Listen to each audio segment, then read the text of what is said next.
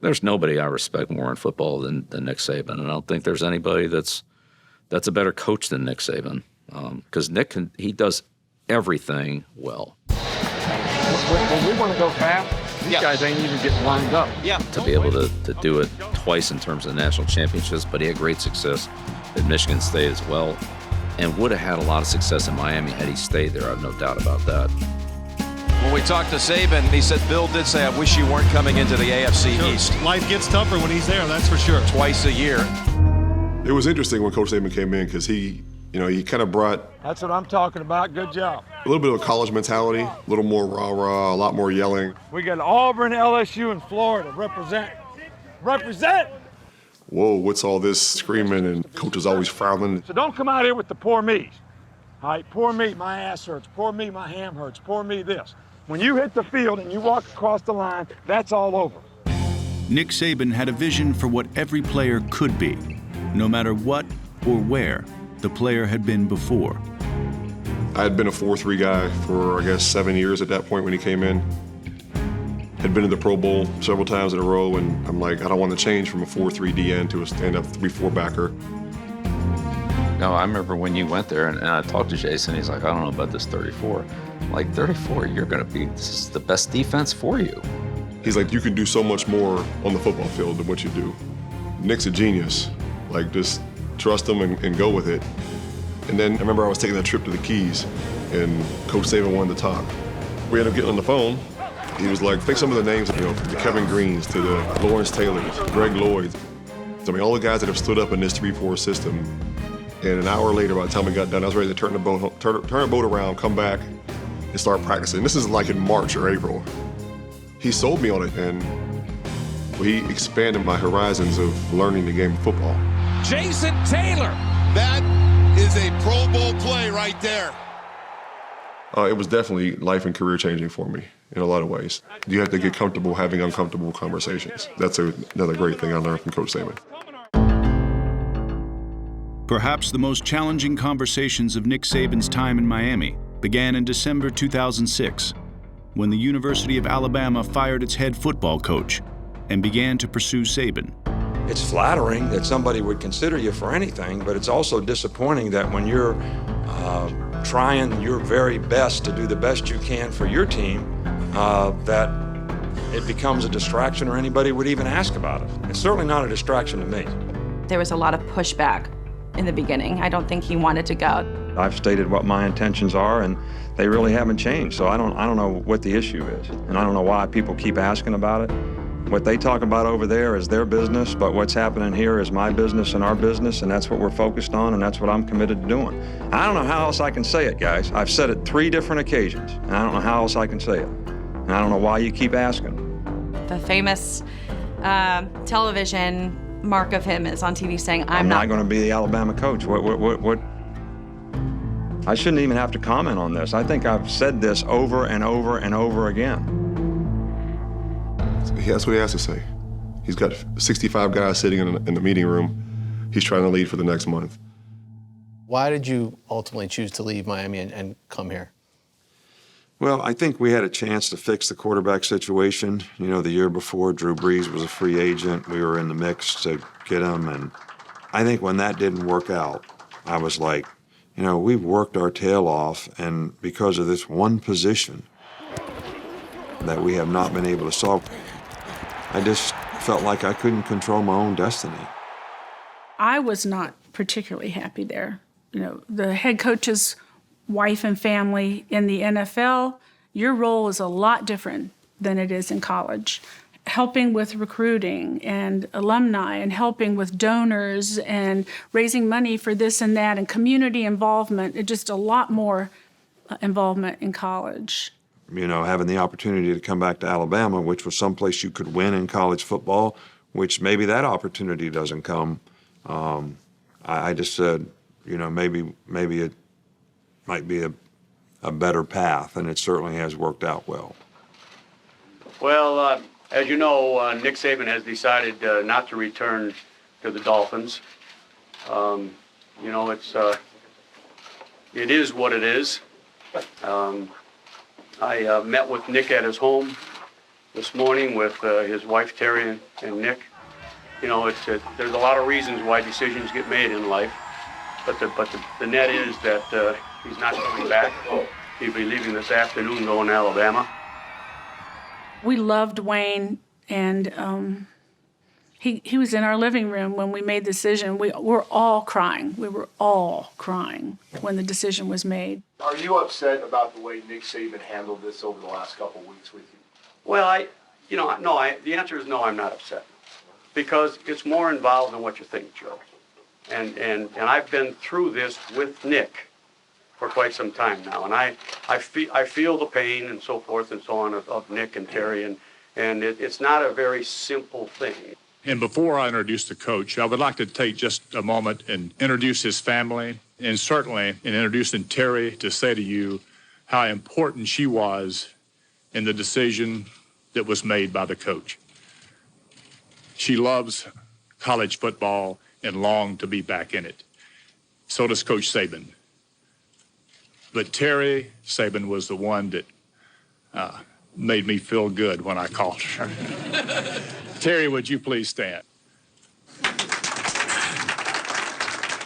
And by the way, on the subject of money, I wasn't going to bring this up, but seeing as you did, Nick never talked to me about money. He never talked to me about an extension. He never asked me for anything, because I honestly believe this was not about money. Do you feel like you disrespected the Dolphins organization or their fans, and is there anything you'd like to say to them? Well, I think that the 2 years I was in Miami, that I affected the team in a positive way. Hey, he maybe can crack a smile now, but hey, after 24 hours, he's going to get on our ass again. Yeah. I promise you that. And it was premature to not stay there. All right, but if I knew, and Wayne and I talked about this, that my heart was to go back to college. I don't think it would have been fair to the organization if I stayed. More power to him. You know, if you don't like your job or you want to make a change or whatever, this is America, man. We're playing sports. It's professional sports. Like, you know, it's not rocket science. We're not supplying fresh water to somewhere else across the world. Like, we're playing sports. If you want to make a change, make a change.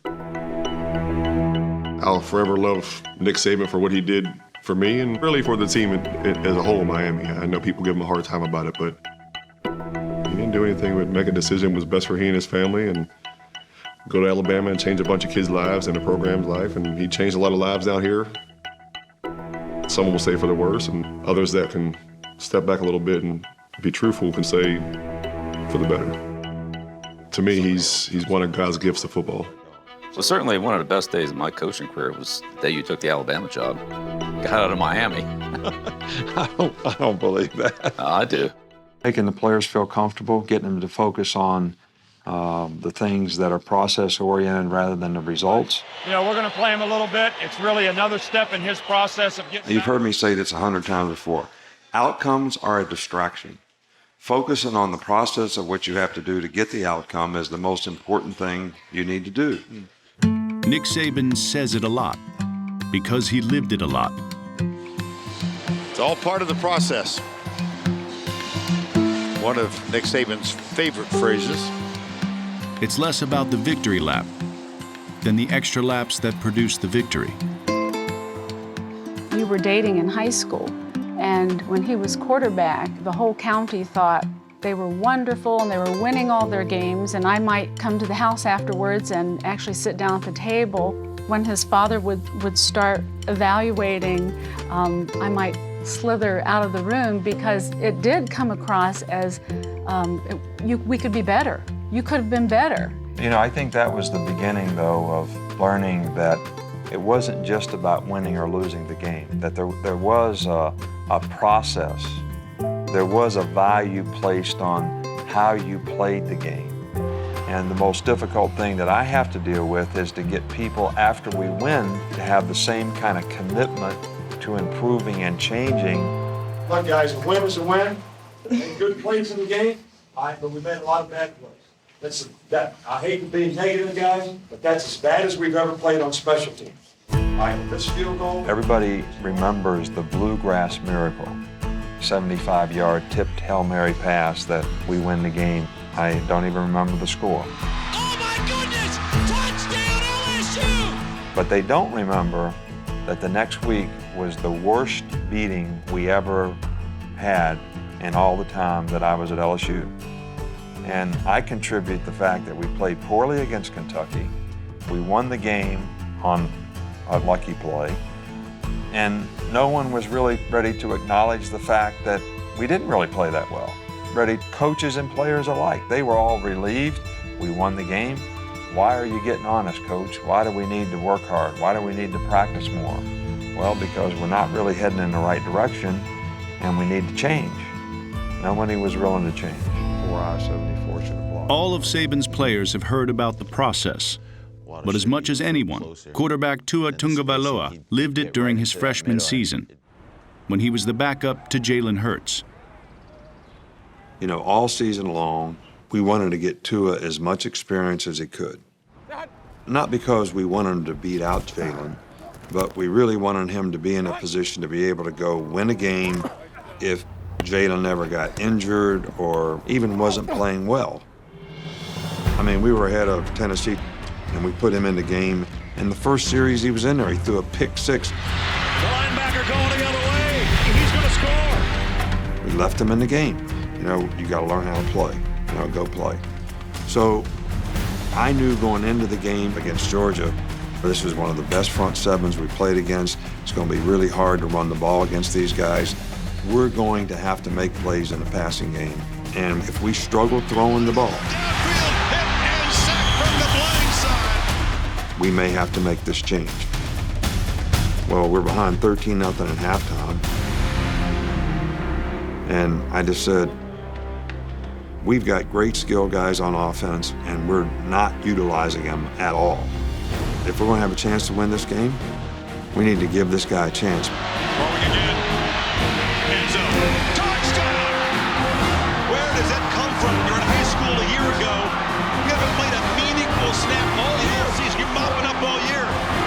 You come in down 13, hostile crowd. It wasn't like an emotional, in-the-moment decision. It was calculated based on a progression through the season and an improvement of a young player, knowing his skill set versus knowing what we needed to do to win the game. Feel the momentum shift. Tua's brought an energy to this offense. Still a remarkable move by head coach. It wasn't working, all right? So we needed something to change that. We're going to overtime. Here's Tua stepping back, loads up, looks long, throws, end zone, touchdown. Alabama and the Crimson Tide has once again ascended to the top of the college football mountain. Their 5th national championship in 9 years. It might have been Saban's greatest coaching job, a testament to the power of focusing on small steps rather than distant goals, and a demonstration that the process is really about people. Nick Saban knows Jalen Hurts better than anybody. He knows how Jalen's going to react. He knows that Jalen's a team guy. He knows that Tua understands that it's Jalen's team right now, and he's coming in to try to help out. He knows all those personalities and how they mesh, because he's got his thumb on everything. The proof was in the next season's SEC title game. When Tagovailoa was injured, the quarterback he'd once replaced was ready, willing, and able to step in.